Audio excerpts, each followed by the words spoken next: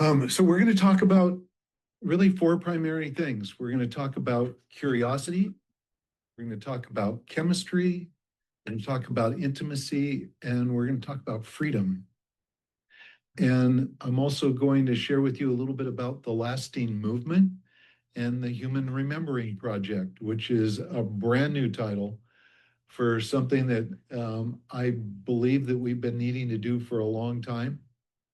And all these things have really all evolved from my primary work around genetic energetics.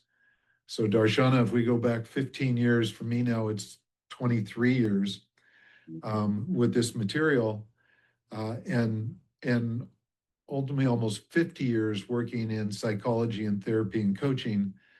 That it's, if we come full forward or fast forward to today, it's like, what do we really need to be doing now for this more evolved culture?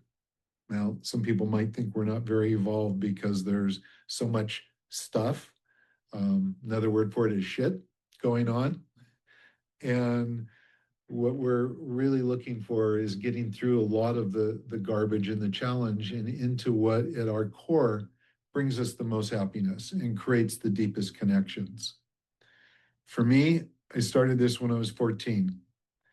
I've been trying to figure out, hoping to figure out, working to figure out just how relationships work. Spent years trying to define love, looking for happiness and joy. Grew up in a traditional family, that was 50s and 60s kind of discipline. And it was not the most loving family, but it was a family that provided. And I appreciated the provisions, but I really was looking for close connections. And so I went looking for it at a very young age in every way possible, which is what eventually took me in to the field of psychology and social anthropology and even statistics and science work.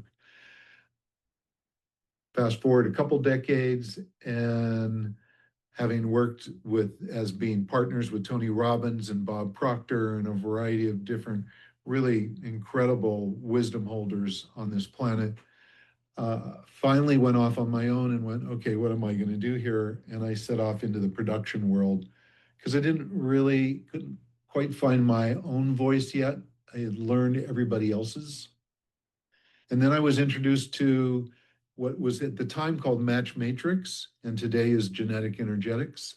And it was a tool that was created by a gentleman that had gone through multiple divorces and thought he was much smarter than the outcome of his experiences in life, and went, there's something I'm missing.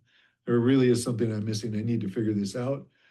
And when he went looking for it as a scientist and an efficiency expert and someone that liked a lot of the esoteric sciences and even a lot of the personality systems that were out at the time, Myers-Briggs was out.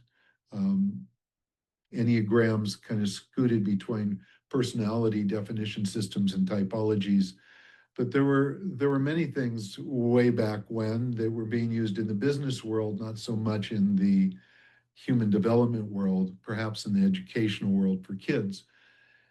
And so he took all that and he looked at it and he went, what can I find here? And miraculously, and I really do think it was a miracle at this stage, he realized that quantum physics and astronomy had a relationship to each other.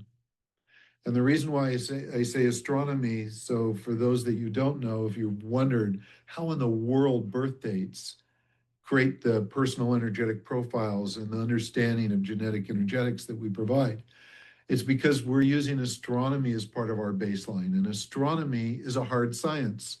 So you look at tides, there's books about it, there's, the Farmer's Almanac is all based on astronomy. And then you look at all the esoteric sciences, Vedic astrology, Western astrology, human design, gene keys, enneagrams, they all take astronomy and they kind of tell a little bit of a different story. And it's why when they're all really good and well described, you go, well, there's a lot of similarities there. And then we brought in quantum physics, which essentially took us back to the beginning of mankind so that we could go, hey, has this been going on forever? Have we been literally making decisions about who we're going to connect with and communicate with, want to have families with, live in a tribe with? Have we been doing that just based on energetics? And the answer is yes, we really have. We've made those decisions since day one. Now, there's lots of other things that influence the decisions we make, but that turned out to be something that sits at the core of all these different sciences, which is quite exciting. And there's some new publications I'm working on right now, actually, that go into depth with those. But ultimately, genetic energetics became for me a field of understanding that said, okay, we need to like look at how we really get out of these crazy stories we get into.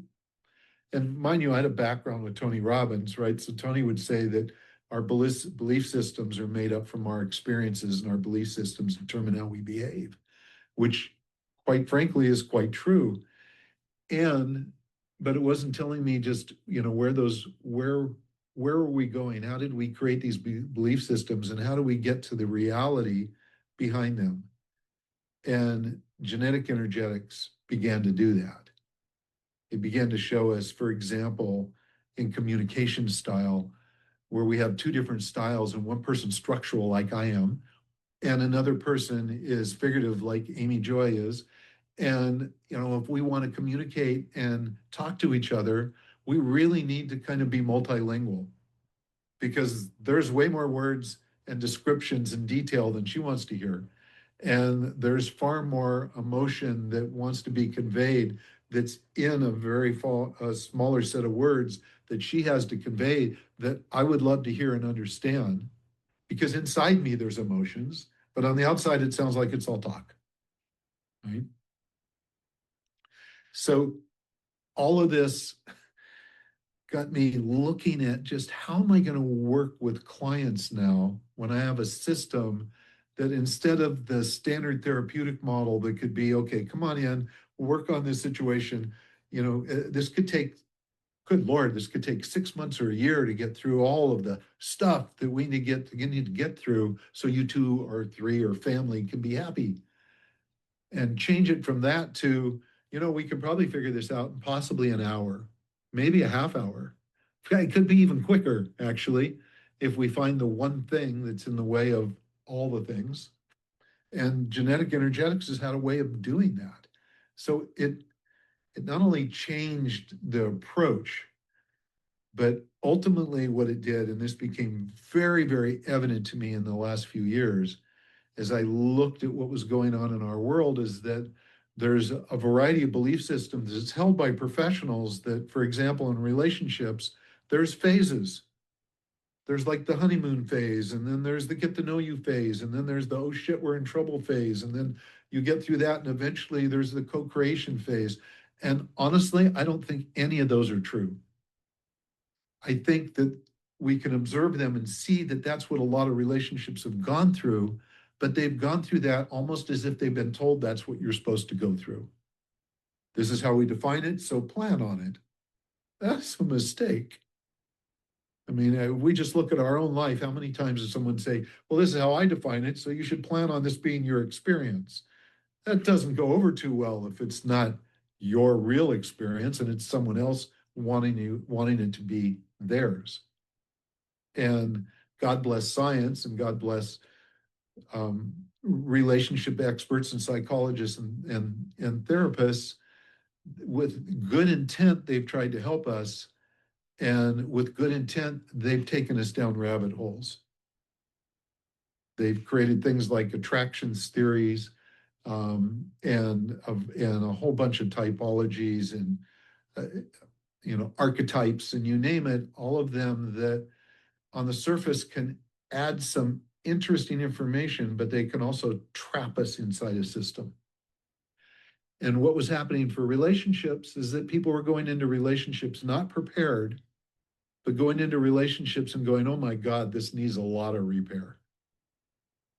And most of the professionals, from sexological body workers to you name it, have oriented themselves to finding the people that need repair and helping them. And when I looked at that, and this just for the last 3 or 4 years, and maybe a decade, it's been an awareness, but it was nagging at me. It was nagging at me so badly that eventually I went, no, this is wrong. This is totally wrong. There are organizations, there are religious groups that help couples prepare before they get married. So there's been an understanding this is important for years. A lot of Chinese doctrines and how in some parts of the world, some Asian countries, they would match up their children so that they were in the proper relationship. They were actually doing more prepare work than they were needing to repair later.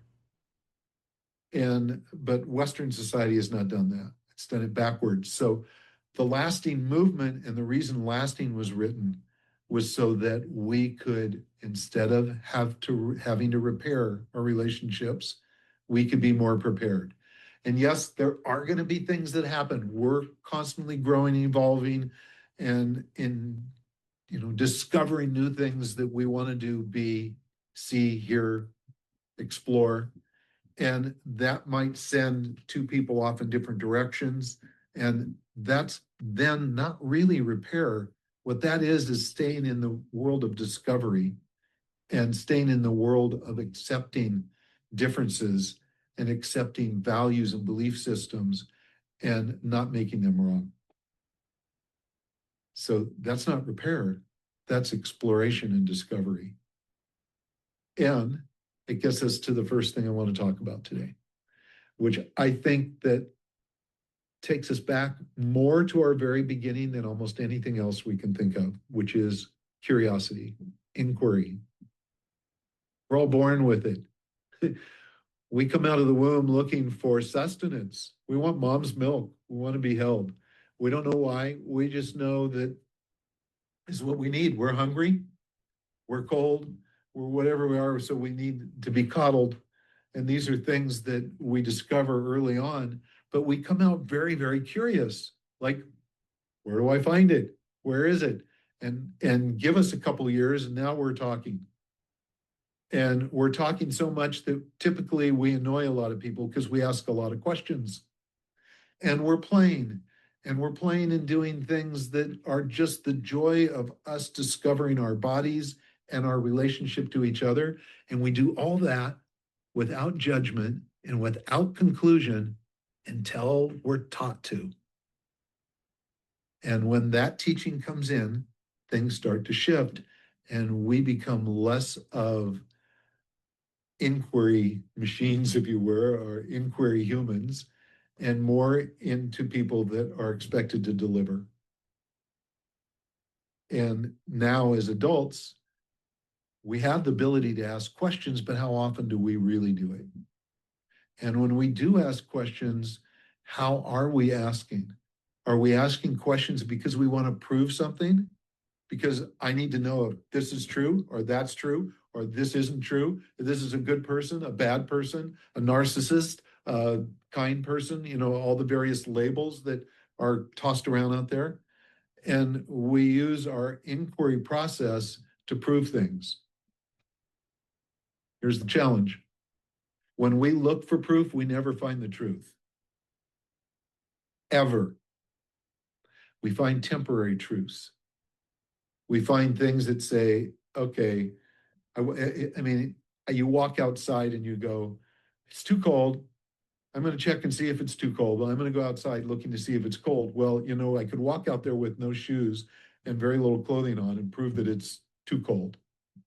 Or I could go, before I go outside, I think I'm going to get dressed, put a lot of clothing on, maybe some layers, and walk out and now look for cold, and it's not so cold. Well, what's the difference there? So I took care of myself, and then I stepped in a place of inquiry to discover, but not prove. And if you think about how we ask questions, I make this mistake too.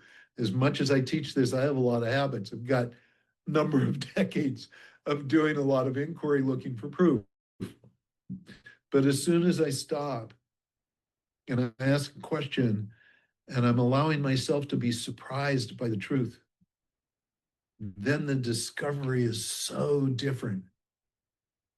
Each and one of you becomes a more expansive, more complete, more divine, beautiful, incredible human being as soon as I ask a question out of just pure curiosity. And then here's the next piece. Most of us, when we ask questions, stop at the first question. You know, what do you like best? Breakfast, lunch, or dinner? Oh, dinner for me. Okay. So you assume that dinner is the most important meal. But if we asked, why dinner? You might get a variety of different answers. Well, it's because it's the only meal that I really get a chance to stop and eat because during the day I'm so busy. I don't have time to make meals for myself. I really would like to have a good lunch, but I skip it all the time because I'm just working and totally engrossed in what I'm doing. And you go, well, I'm curious, like if someone had brought you lunch, what would that be like? You know what? That might be my favorite meal. So I mean, we're just talking about food and what we want to eat right now. And but we go from a place of thinking the person just wants to have dinners and doesn't care about the rest of the meals. And I like breakfast and lunch better. I guess we're not a match, or this is going to be a bit of a problem, to finding out why it was that dinner was important. And all we had to do was ask why, or say, I'm curious. So the first question is kind of like, I want to get to know you. And then when they respond, it's listening, really listening to the response. Because when you're truly curious, when you're not looking for proof, you're just looking to be surprised by the truth. Oh man, you're a great listener.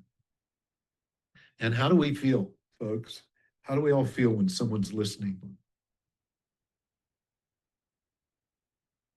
You can stick it in the chat if you want, or you can just open your mic and say something. This can be interactive here. But if someone asks you questions and they really sound like they want to hear the answer, what's it feel like to you? I love that. Yeah, It really wakes me up and I feel like they care about me. absolutely. Me too. Fabulous.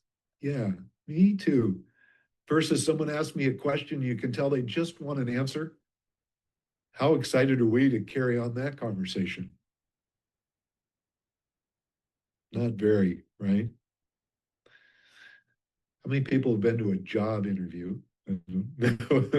How long it's been for some of you before since you went to a job interview, and the person is just really just trying to fit you into this exact kind of mold of the person that they want to hire, and you just feel like, wow, that you leave that interview going, I don't think they found out anything about me, like nothing.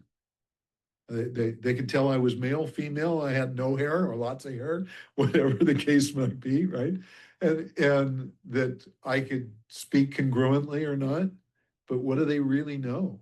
What do they know about my desires? And what do they know about how I really choose to work, where I'm happiest and most excited and most efficient and most creative? So a really good interviewer is someone who's just curious. Very, very curious. How many of you so I know a lot of you have run your personal energetic profiles.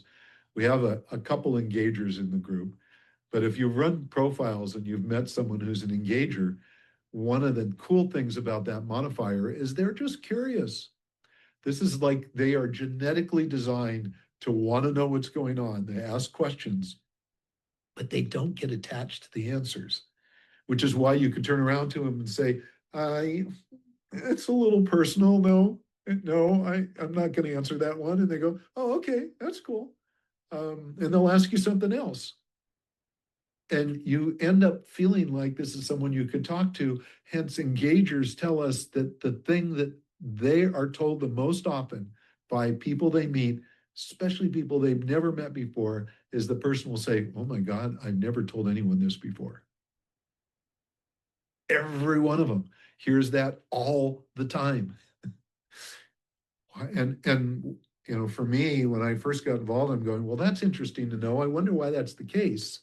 And when we really look deeper, it's the case because they're not attached to the answers. They're genetically designed to just be curious and not to be looking for proof. And when they do, it kind of blows up on them, makes them very unhappy. So that was a segue into one of the modifiers. Please forgive me. Couldn't help myself. So curiosity, simple deal. Be curious. Don't do your best not to conclude or judge. And when you're truly curious, you can tell the difference right away. No one has to call you out on it. You can call yourself out on it just fine. So if we're remembering anything right now, we're remembering our child's mind, our beginner's mind. It's the most glorious place to be. And then have fun with it, just like a kid would. You know, true story, when I was a kid, every car I got into for like a carpool to school or wherever we were going, the parent, I could remember them hearing them talking to my parents and they go, God, he asks a lot of questions. So I was kind of, the word annoying was one that they didn't want to hear me say, but you could tell that I was a little annoying because I just asked a lot of questions. I want you to ask a lot of questions. And I want you to go deep. Don't stop. Don't never stop on the first response. The first response to a question is not the answer you're looking for. It never is. Go deep. And when you go deep, now you start discovering, and now you get to a place where you truly can appreciate other people. Differences really go away in that place. And the only reason they may stay there is if you have some kind of bias ahead of time. And the inquiry space gives you an opportunity to let go of the bias for the sake of discovery. It'll change your life. Just how many people want to do that now? Raise your hand. Show me. Yeah, you'll be happier. You'll have more fun. And Darshana, you will be making other people feel like you feel when people ask you questions. It's glorious. It's wonderful. It's heartwarming. It's connection. Okay, that's the first one I wanted to talk about today. Any questions so far? Okay. Yeah, I have a question. What about people who, there was a Facebook Messenger stream the other day where somebody was talking about something that had happened in the current political genre. And most of the people were sort of like, oh, that's horrible, that's terrible, blah, blah, blah. And then one person came out and said, all you liberals are terrible people, you're all going to go to hell. That you're all blah, blah, blah. So what do you do with that? How do you respond to that? You don't. I mean, it's when someone gets to the point where they're labeling all you liberals, all your Democrats, all you Jesus lovers, anything, it doesn't matter. When a label is put on you, that's not a person that's looking to have a conversation. It's only a person that wants to be heard. They want their opinion to be heard, or they may be triggered and they feel like their opinion needs to be vocalized. But that's not a conversation. So when that shows up, and look at it, more of us just turned it off and didn't respond to those people, they would find out they had no one to talk to. They're not communicating, they're speaking at us.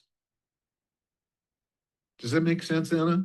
It's like, it's triggering because someone will, go, oh, all you this. And, for those that like to stand up for our rights and our civil rights for sure, that's a form of civil disobedience, right? And it's like, oh, no, don't you do that. But it doesn't do us any good to fight that person. Yeah, that was my, I looked at it. I sat there and looked at it for a little while and I thought, how can I respond to this person? What can I say? And then I went, I can't change their mind. No. I can't talk to this person. There's no communication there's no meeting place here. And so I let it go, and I noticed that nobody else on the thread responded either. And I didn't see that person come up again. I mean, they're probably popping up in other places, but there's so much hate and vitriol there. Yeah, and you know what? And sometimes that person will ignite a few other people, and now there's a waterfall Right. of responses, right? Um, I get sometimes too much time passes when I get involved in some of the threads, but someone will make a statement, and then I'll read the comments. And I love sometimes the comments because I get a better idea of where humankind is from the comments than just the initial statement, right? So for example, I could be sitting here talking about curiosity, and there could be a chat room that goes, oh my God, that's impossible. I can't do that. No one will allow me to ask a question, or they get mad when I ask questions. And someone else will turn around and go, hey, all you got to do if you heard it is just say, I'm curious. Oh, and that could all happen in the chat, right? Because and now, Anna, if there was the desire to absolutely respond, you could turn around to that person and go, I'm curious, why did you make that remark? Right? And that might stop them to the point where they think, or they give you an answer that helps you understand why they made that remark. And you might be able to get to a point that you could actually appreciate the stance they took and the trap that they were stuck within. Well, it was kind of within their comment. I forgot to mention. They said, um, "You guys, all you liberals are determined to destroy everything that's good about this country, the democracy." And then I realized they really believe this, right? So they said actually that in their comment, but that's so ingrained. They have a battle going on, right? So they have a beautiful belief system that we have a democracy like no other country in the world, which may or may not be true, right? But it's their experience, and they feel that people are attacking it. Yeah. So they're fearful. A lot of communication that we hear today is all fear-based. Yeah. Why do we strike out? Why do we call someone out? Why do we even label people? We label people because without the label, we're not sure who they are. We have to take more responsibility for discovering who and what they are if they don't have a label on them. But if they have a label, then we know right away. We can compartmentalize them, decide if we want to talk with them or not. You're a liberal. I don't want to talk to you. You're destroying our democracy. I'm going to go to the next room and talk to them. Yeah. If any of you ever got on Clubhouse when it was real popular, you saw a lot of that kind of stuff.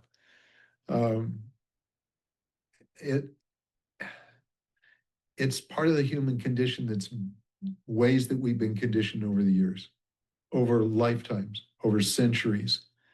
And it's the reason for the Human Remembering Project, is to go back to our, not to go back and be like we were thousands of years ago, but to go back and grab the core elements of our being that create the humanity that we're now coming forward with. So it's not about becoming someone new, it's about becoming more of what we already are while remaining anchored in what made becoming possible in the first place. That's kind of it in a nutshell. Thank you. So any other questions anyone has before we move on to chemistry? All right, so the chemistry one, we could talk about this for hours and hours and hours, but what I want to talk about today, just briefly, is that, and those of you that are familiar with genetic energetics and have either true or false attractions, you've probably had a little bit of experience with this conversation. The history behind chemistry, and I mean, it's been around forever. We all know what it looks like. It looks a lot like this, right? It's like, oh, yeah, you're perfect. Ooh, hmm. And we take these off and go, oh, wait a second. Maybe that's not so perfect anymore. Darshan, are you laughing? Yay. so so chemistry, we know what it is. It's brain chemicals, folks. It's neurotransmitters, dopamine, testosterone, PEA, norepinephrine, serotonin, all of these different chemicals that all get elevated when the right energetic combination happens. And I'm using the word right here, like in terms of it happens, whether you have true or false attractions, it happens when that attraction gets excited, if you will. Okay, so the neurotransmitters go off. You have chemistry, you're wearing the rose colored glasses, you don't make the best decisions. It feels so freaking good because it's like in your whole body. You have like you want it's just up levels, so many things. But then it also kind of prevents us from seeing a lot of things. Then Helen Fisher comes along back at the beginning of chemistry.com, and her science comes out and says chemistry only lasts 2 years.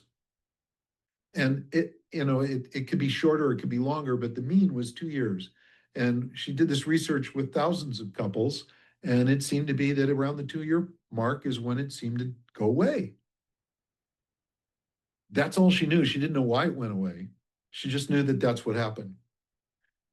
Genetic energetics comes around, and we have an outside research group does a complete project on our attractions and a peer review article written saying, okay, you can accurately define when they're going to show up or not show up and who they're going to be with or not be with.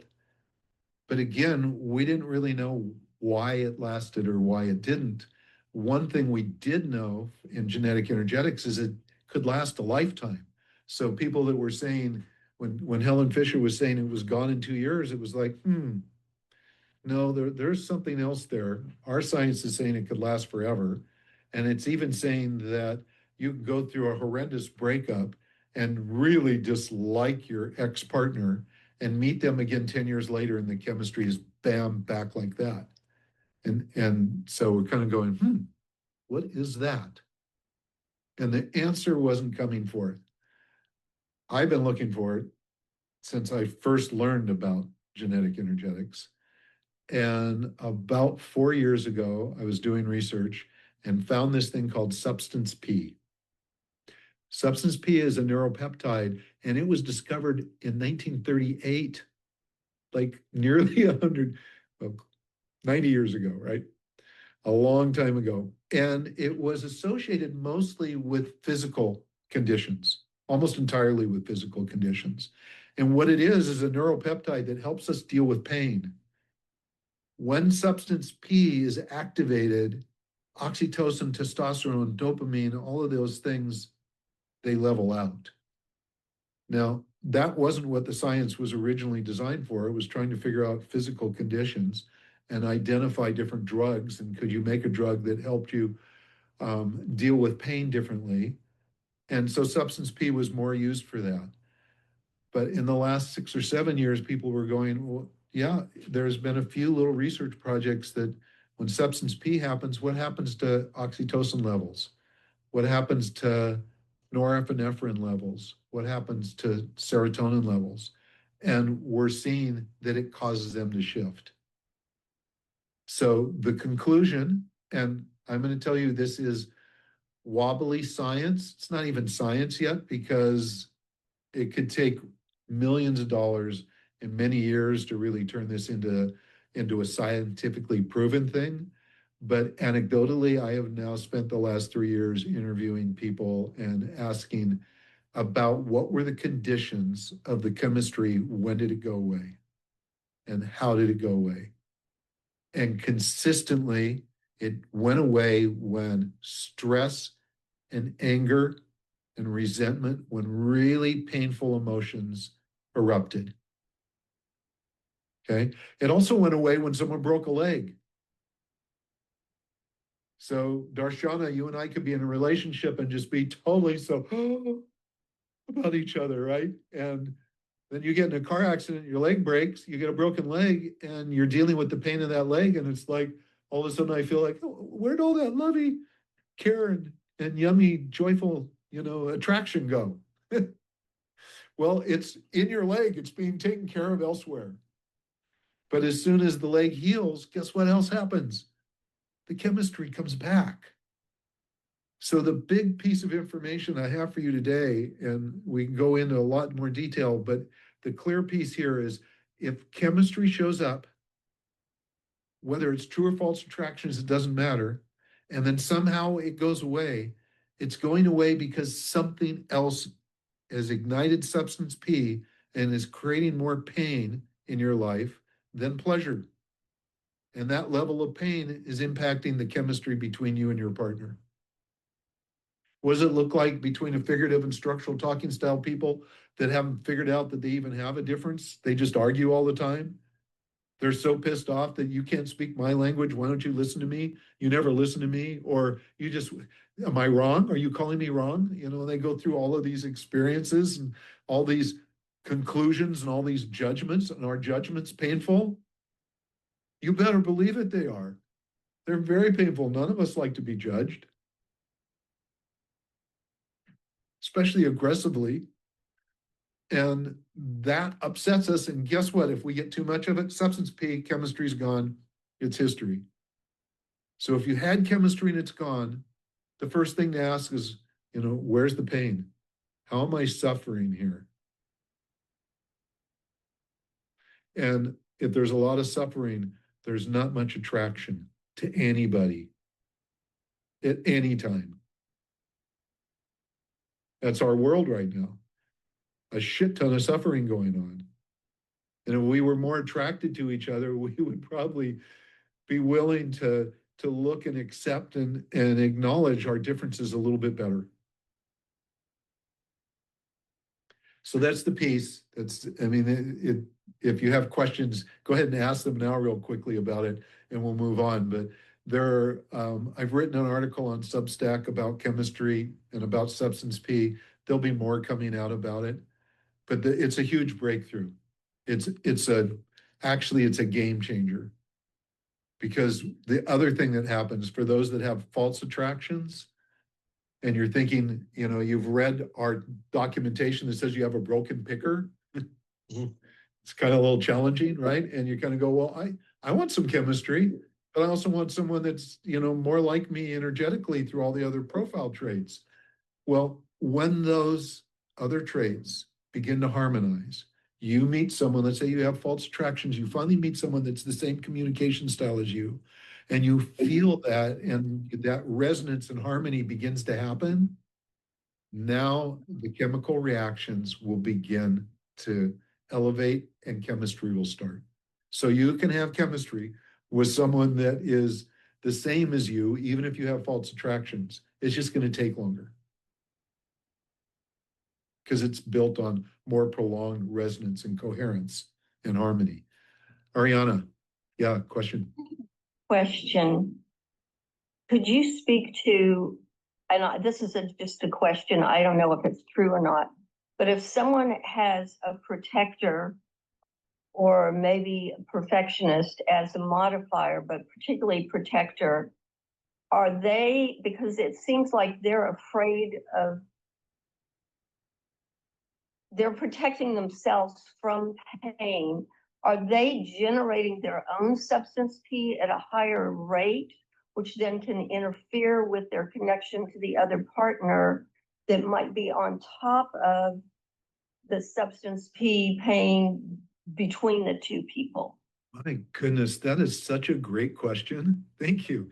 No one's asked it before, and I haven't really looked at it that closely, but I'll give it a little bit of a go here.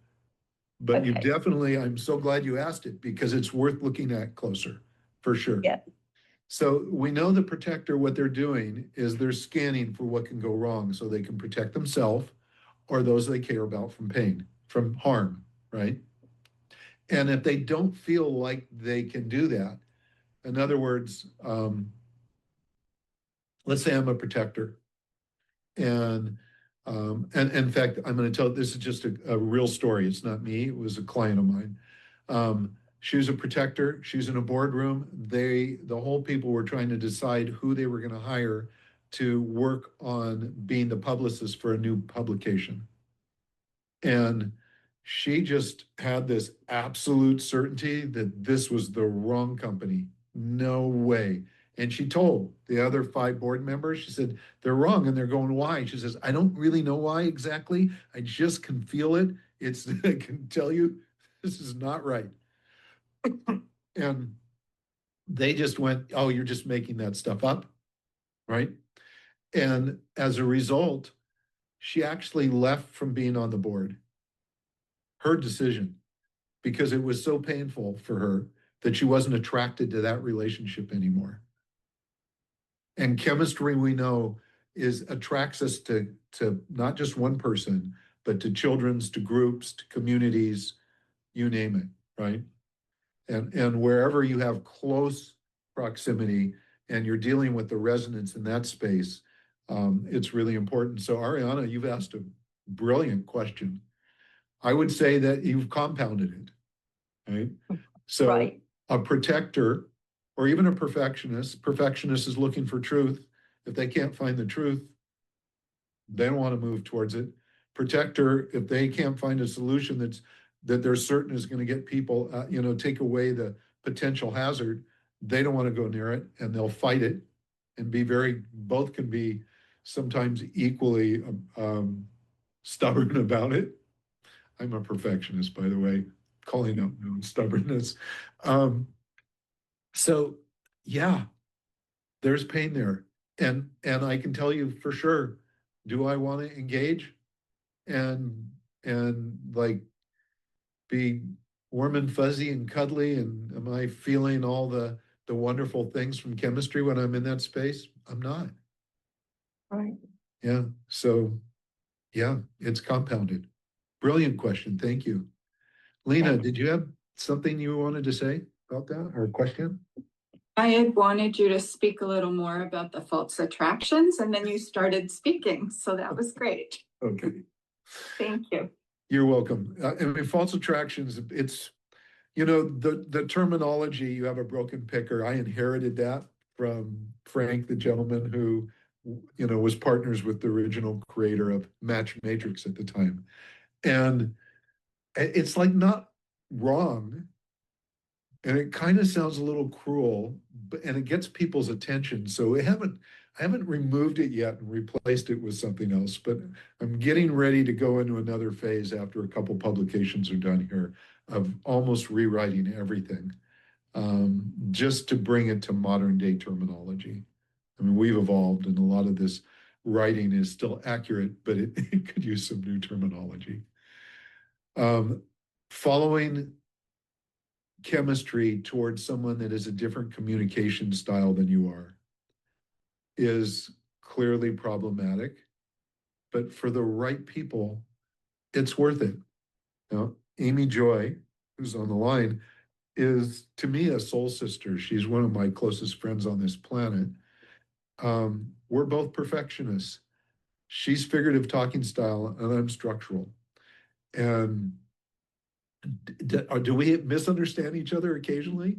Yes, but most of the time we get along really, really well.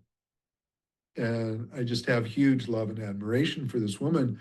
And that's, part of that is helped by the fact that we're both perfectionists, but it doesn't change the fact that we have 2 different communication styles. And it's not the easiest thing to do for us to communicate just as if water flowing downstream. It's not the easiest, but is it worth it? More than I can even put a value on. So, which is one of the reasons, just for those that know genetic energetics, that I'm, as much as we see the value of it in the dating world, there's also issues because I think we all meet people for a reason and a purpose. And we meet them when we're supposed to, and there's a lesson there. And if we just shut them down because they're some label, then we've done a disservice, not just to them, but to us. You know, it's weird for people to hear that I really oppose to labels when I have a system that has a bunch of labels.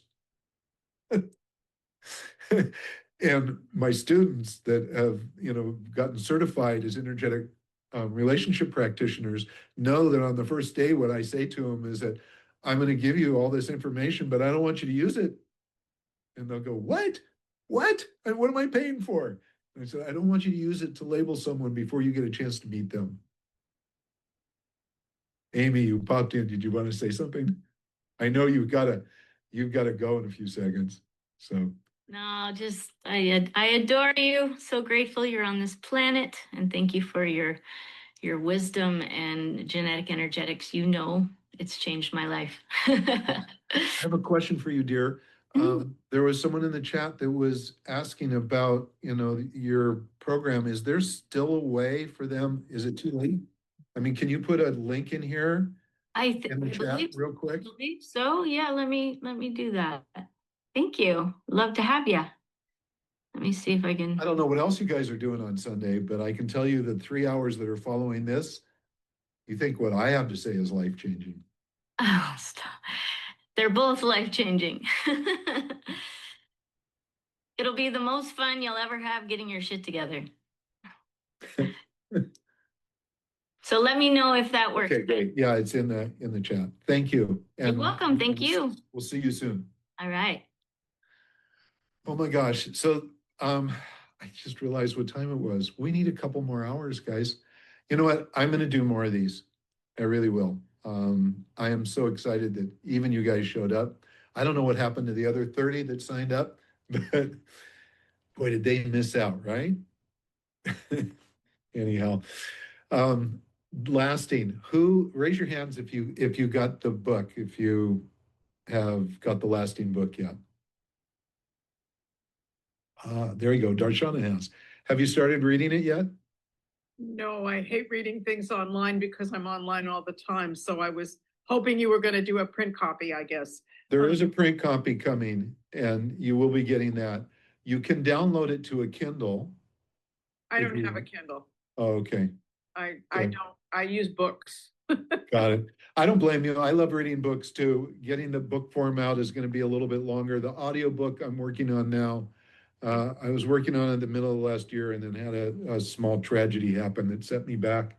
And I'm getting back into it again now. So for those of you that haven't got the book, you can download it.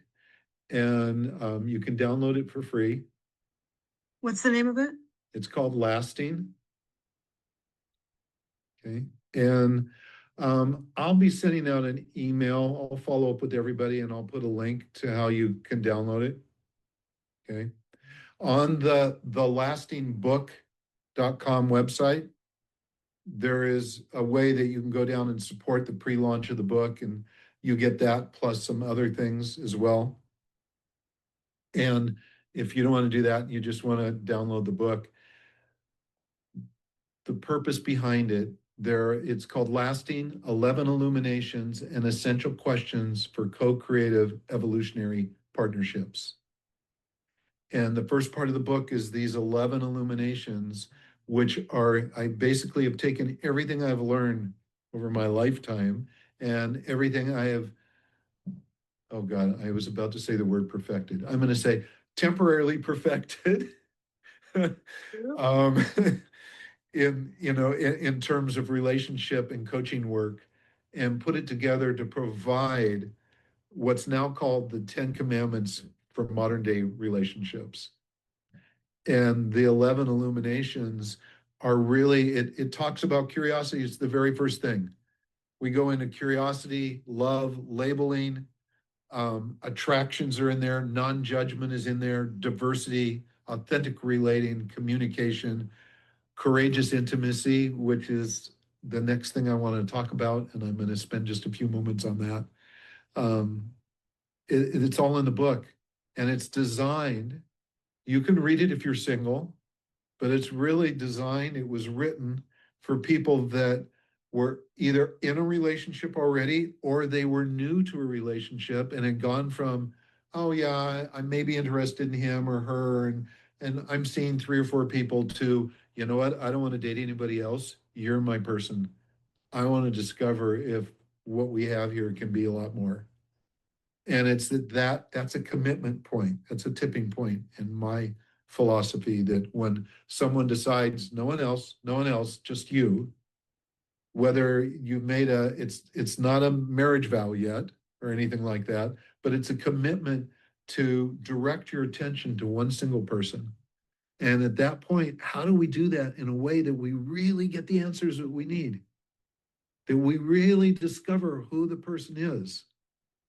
And that's what this book was written about or written for. And if you're single and you want to learn the 11 illuminations, it will change your life. Guaranteed. If you have a partner that you're in partnership with, then you both get copies of the book. You read the first part first. The second part of the book is almost 300 of the most perfectly crafted questions I can imagine. And each question has 3 answers. It actually has more than 3, but it has your answer, it has your partner's answer, and it has an answer for all 3 of you, we. And each question is followed up with, guess what? The word and why. Because we literally want you not to stop at the first answer. And the experience that people have had with the questions now is that you can go into a question to spend an hour with it. And it becomes this incredible experience of co-creation, which co-creation is something else that I talk about in the book. That's an essential characteristic of relationships to thrive and last over time. Any questions before I spend a few seconds on intimacy?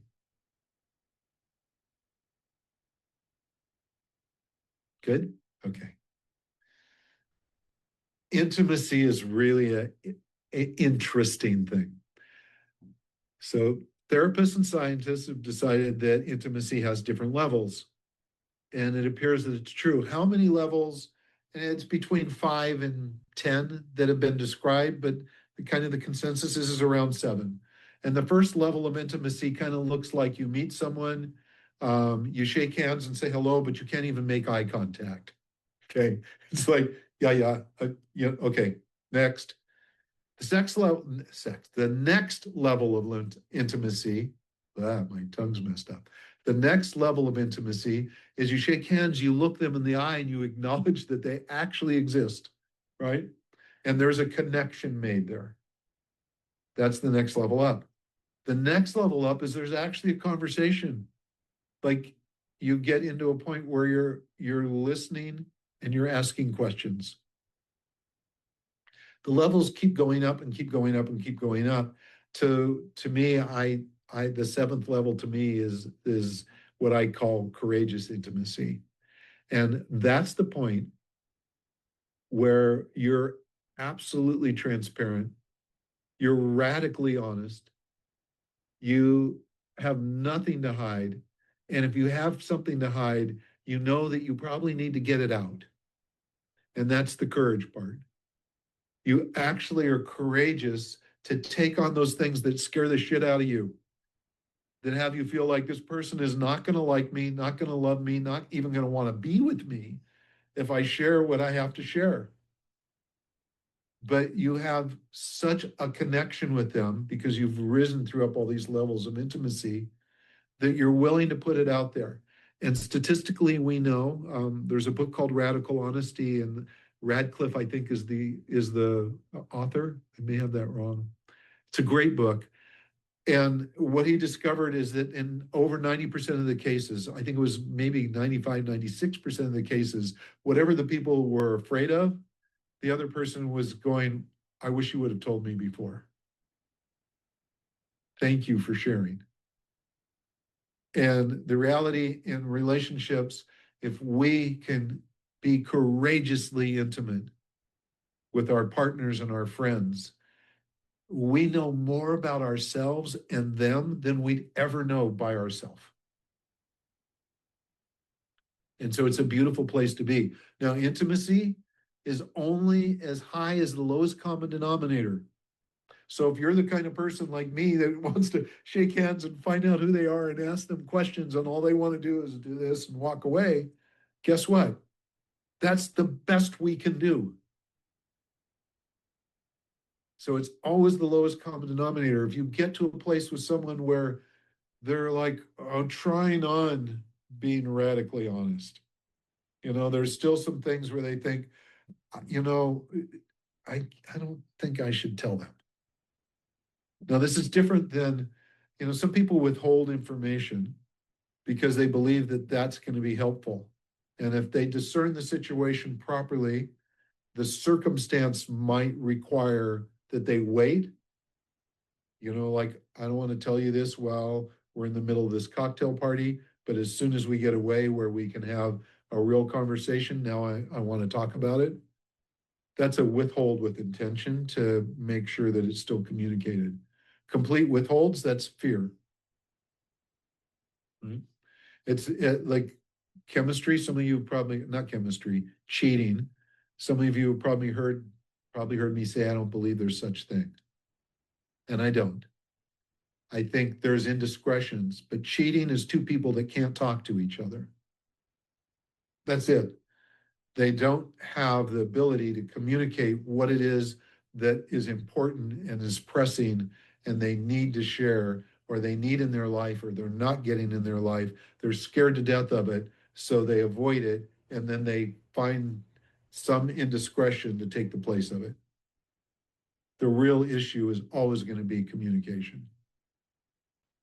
So, and that's communication with a quality that is intimate enough that we can express ourselves to those people we care about. There's intimacy in boardrooms.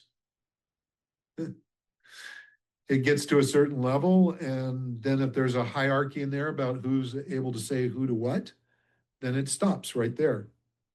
And that's as high as it'll get. Courageous intimacy, though, that's our goal. And people will say, well, can you do that right away with someone? It's the same answer as, can you love someone instantly? Yeah, if you meet someone that literally sees you, wants to see you, reflects back to you who you are because they hear and see you so well, that reflection is what has people say, I love you. That's love. That's the expression of love. True expression of love comes out in that moment when either nature or person or circumstances reflects back to you what you know is your truth inside. Your heart, your life force is love.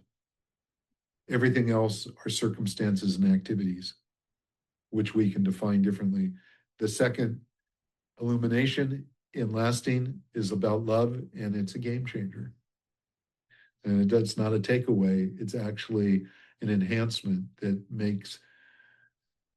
takes the experience of love to an amazingly deep level. So that, I'm 1 minute from the end here. And actually, no, I've got 3 minutes. So if you guys have any questions, if there's anything you want to know, please, let's pour them out now. And if there's... Yeah. Yes, Larry, you mentioned 4 factors and now you've only talked about 3. I did. Oh my gosh. Let's see. Are you structural talking style, Mary? I guess I am. Yeah. I'll turn my video on for Thanks that. for holding me to that. Yeah, right. I think so. Yeah, the fourth one is freedom. And really Freedom. it was Thank you. about, for me, it was pulling it all together, because the process of remembering the lasting movement is about giving people a sense of being free within their own body. Lots of other people can impose on us, and it feels like that's taking away our freedom. It might take away our emotional freedom, but our true freedom to be able to see ourselves and embrace ourselves, to be able to know that this breath, every breath we take, is life-giving. That's love. That is divine love in itself. It's our life force. And when we give ourselves the freedom to experience that, whether we're hurting or wherever the situation is, look at this heart is never, ever broken. It might be subjected to a lot of influences that have us forget just how powerful it is. But all you have to do is take a huge breath and know, oh my God, this is a miraculous thing. I breathe, this body lives. Freedom is that point where we give ourselves the gift of our own presence. Thank you. Thank you for asking, Mary. Appreciate it. Good to see you. Anybody else? Michelle? Yeah, I don't know what to say. I wrote you might remember, you might not, but I was with a partner for 14 years who was not a match. Only our sexual style was the same. The rest was different, and he didn't have any modifiers. I'm a controller and an enroller. I know, I looked at all that last night, but Yeah, so it was challenging relationship, but it turned out we had the same exact wounding from different families, different situations, but we were trying to do the same kind of healing. And I only really discovered that when he got cancer and I cared for him. And then he passed away in July. And I'm still learning things from the relationship and seeing what perfect soulmates we were for growing and healing. And I'm so grateful. And I feel like I'll love him forever, that he's my perfect partner. But I'm really lonely, and he made me promise to make a good life for myself. And I knew what that meant. So I don't even know when I might be ready to find somebody. I kind of want to look, but when did he pass? July 7th. Okay, so yeah, that's not very long ago. No, it's not very long ago. And, a soul loss is a big one. Yeah, it is. But I feel connected to him still. Oh, that won't go away. I feel like he's here with me, helping in some way. So if we had more time, I'd go down this road. Timothy Freak is a philosopher. He's written a number of books. Look him up online. Okay. Freak? Freke. Right. Oh yeah, I've heard of him. Yeah. And he wrote a book called Soul Story. He's got a pod book and a podcast out. He's brilliant. And he has a theory, a statement that I truly believe in, and that there's this thing called the super soul, which is really where souls meet, like all souls meet. And for him, soul and psyche is very much the same. But we're evolving to the point now that we can feel people across the world. We can feel and experience people through a Zoom room, eye gazing, and have that experience. And so that's our souls extending out. Yeah. And then the match you experienced is, you two clearly ran into each other for a reason and purpose, and that was to discover the wounds that you needed to cure, that you needed to reveal. Okay. Cure might not be the right word, but reveal and give them a different meaning so that they don't box you in and cause you pain. Right. And that's beautiful. I look back at every relationship I've had and see gifts in all of them. It's a great exercise. It's one that Amy's probably going to be doing. Yeah. And starting right now. So lovely getting to know you. You let people write in. I can feel your soul, and I'm very grateful for your willingness to be so real and open. Well, thank you so much. So I am so grateful for all of you today. Thank you for showing up. If you have questions, you can email me anytime. I will respond. It might not be instantly, but it'll be pretty close. And get a copy of Lasting for sure. Start reading it. And I'd love your feedback. And I'm sorry, Judge Shauna, it's not a book yet. It's going to be probably the second quarter of this year before the book actually hits the market. Larry, will you send us an e-link to get it? Like to get the ebook? Yeah, yes, I will. Thank you. I'll do that. Thank you. Alrighty. To all of you, have a blessed Sunday. if you're heading to Amy's thing, I'll see you there. Much love and many, many blessings. Thank you.